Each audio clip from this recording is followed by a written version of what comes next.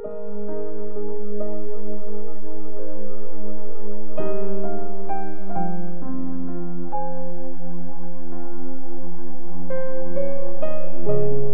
of Songs Chapter 5. Lalaki. Pumunta ako sa garden ko, mahal ko, aking sinta. Ginagather ko ang aking myrrh at pabango. Kumakain ako ng fresh na honey na sobrang sarap. Umiinom ako ng wine at gatas. Mga kababaihan, friends, kumain kayo at uminom hanggang malasing kayo sa tamis ng pag-ibig. Pang-apat na kanta. Babae. Natutulog ako pero gising ang diwa ko nang marinig kong kumakatok ang mahal ko. Lalaki. Papasukin mo ako, mahal ko, aking sinta. Ang tanging maganda para sa akin. Basang-basa ang buhok ko ng hamog sa umaga.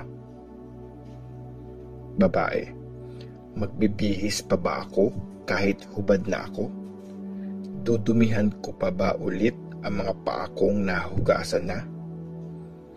Nung hawakan ng mahal ko ang pinto, sumigla ako sa paglapit niya at sabik na sabik ang puso ko. Bumangon ako para papasukin ang mahal ko. Nung hawakan ko ang pinto, nabasa ng myrrh ang mga kamay ko. Pinagbuksan ko siya pero di ko na naabutan. Muntik na akong himatayin nung marinig ko ang boses niya. Hinanap ko ng hinanap pero di ko nakita. Tinawag ko pa siya ng tinawag pero walang sagot na narinig galing sa kanya. Nakita ako ng mga bantay ng city habang naglilibot sila. Binugbog nila ako at sinugatan. Sinira ang damit ko at ako'y hinubaran. Yan ang ginawa ng mga bantay ng bayan. Mga kababaihan ng Jerusalem, mangako kayo sa akin. Pag nakita nyo ang mahal ko, sabihin nyo ito sa kanya. Nang hihina na ako, hinahanap ko ang pagmamahal mo. Mga kababaihan, o babaeng pinakamaganda sa lahat, ano bang meron sa mahal mo na wala sa iba? Ano bang meron siya para mag-promise pa kami sa iyo? Babae. Ang mahal ko'y makisig at malakas. Wala siyang katulad sa 10,000 na lalaki. Ang ulo niya'y parang gold na sobrang mahal. Ang wavy niyang buhok ay sing-itim ng uwak. Mata niya'y mapupungay parang ibon sa tabi ng batis. Gaya ng kalapating sa gatas nilinis. Ang kanyang mga pisngi ay gaya ng mabangong garden. Ang labi niya ay parang matamis na mga lili na basa ng myrrh. Mga braso niya ay parang mga binilog na gold na decorated ng mamahaling jewels. Ang katawan niya ay parang ivory sa kinis, decorated pa na makintab na mga sapphire. Gaya ng posteng marble na ang patungan ay gold. Mga hita niya ay makinis at matibay. Gaya ng Mount Lebanon ang kanyang tindig. Gaya ng puno ng cedar pag siya'y nakatayo. Mga halik niya ay sobrang tamis. Pagkatao niya ay sadyang nakakaakit. Ganito ang mahal ko, mga kababaihan ng Jerusalem. Siya ang minamahal ko. Song of Solomon chapter 6. Mga kababaihan. O babaeng pinakamaganda sa lahat, ang mahal mo saan nga ba nagpunta? Ituro mo sa amin kung saan siya dumaan para sa paghahanap mo ay matulungan. Babae. Ang mahal ko sa kanyang garden pumunta, kung saan mga mababangong halaman ang makikita. Nagpapastol siya doon at ginagather ang mga lili. Sa akin lang ang mahal ko at ako'y sa kanya lang. Sa gitna ng mga lili, pinapakain niya ang kanyang mga tupa. Panlimang kanta. Lalaki. Mahal ko, ang ganda mo'y gaya ng city ng Tirza. Parang Jerusalem na sobrang ganda. Parang army na nagwawagayway ng mga flag.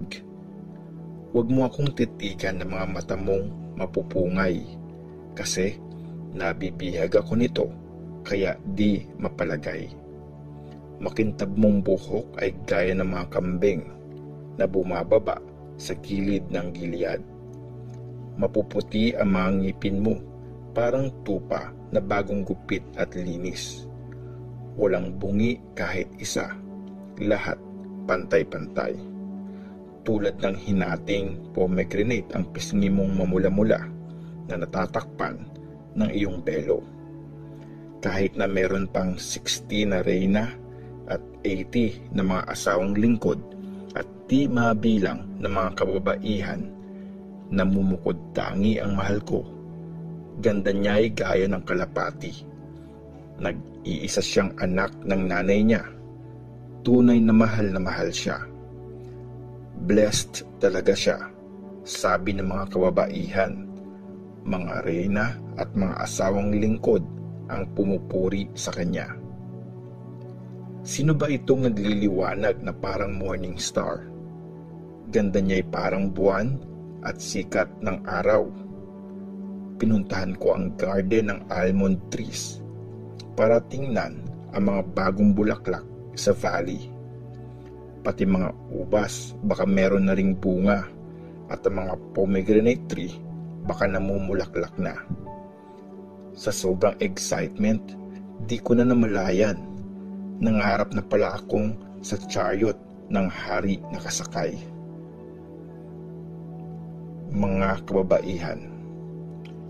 Bumalik ka, babaeng taga-Shulam. Bumalik ka, babaeng pinakamaganda sa lahat.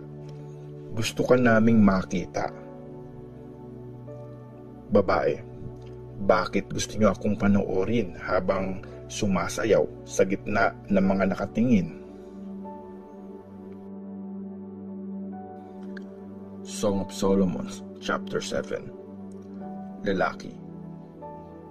O aking prinsesa, kay ganda ng mga paa mong nakasuot ng sandals. Para mga jewels ang hugis ng iyong mga hita. Magaling na artist ang siyang lumikha. Ang pusod mo'y perfect ang pagkabilog.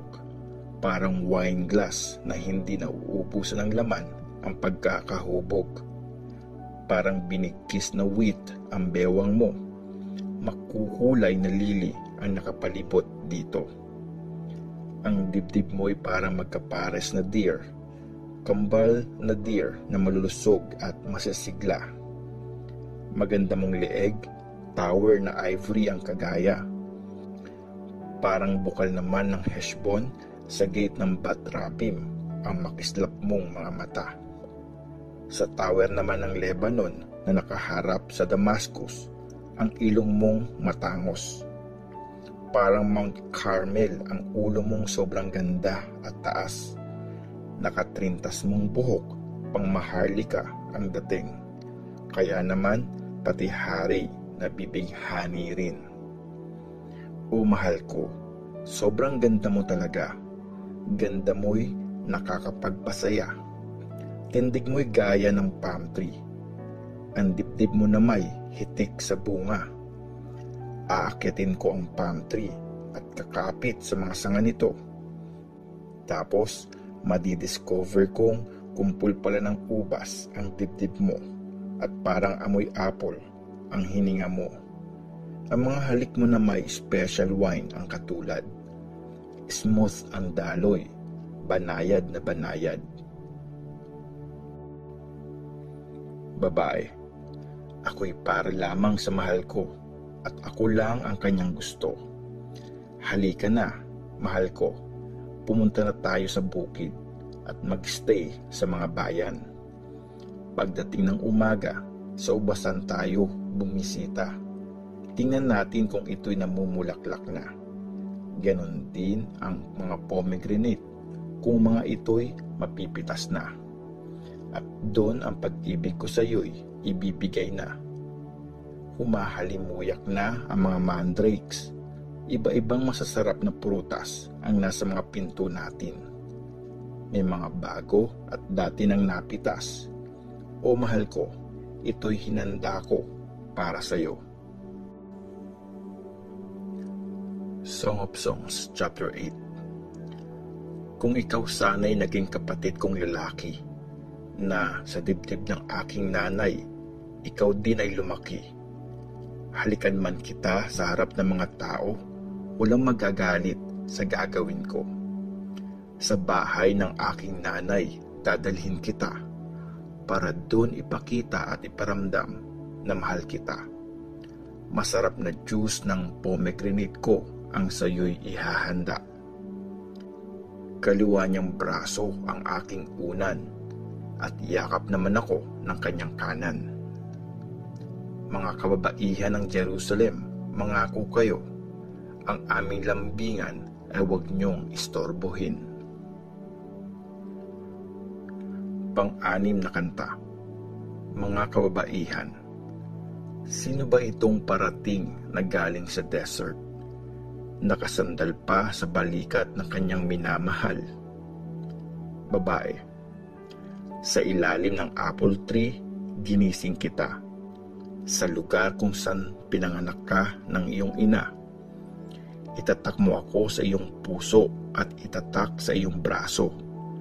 Kasi ang pag-ibig ay singlakas ng kamatayan. Matinding pagnanasa na may parang libingan. Naglalagablab ang apoy nito, galit na tumutupok. Kahit baha ay di kayang pigilin ang lumalagablab na pag-ibig. Di ito malulunod, buhusan man ito ng tubig. Subukan mong ang pag-ibig ay sayaman daanin. Siguradong kahihiyan ang iyong aabutin. Mga lalaking kapatid ng babae. May kapatid kaming babae na bata pa, pero maliit pa ang dibdib niya. Anong gagawin namin sa kanya pag niyaya na siyang magpakasal?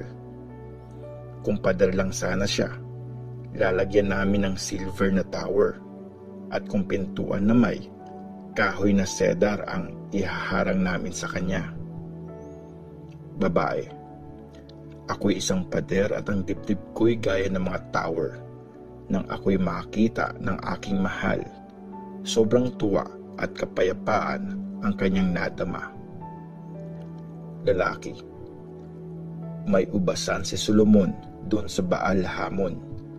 Pinagkatiwala niya yon sa mga magsasaka doon. Buwis ng bawat isa'y 1,000 na silver taon-taon.